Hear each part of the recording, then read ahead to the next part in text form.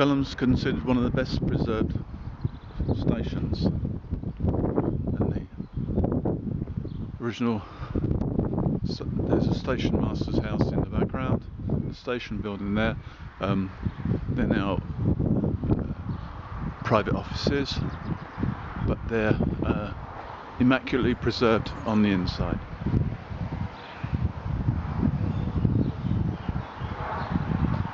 So we're looking here in the direction towards Oxford and Birmingham,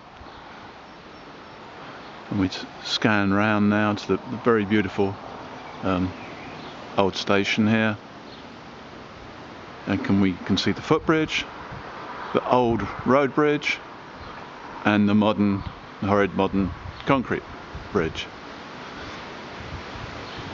And that's in the direction south to Didcot, Reading, eventually to Basingstoke, Southampton. This is the railway inn, bed and breakfast.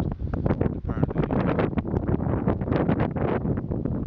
railway visiting Didcot Railway Centre, and they'll stay here to get the maximum authenticity.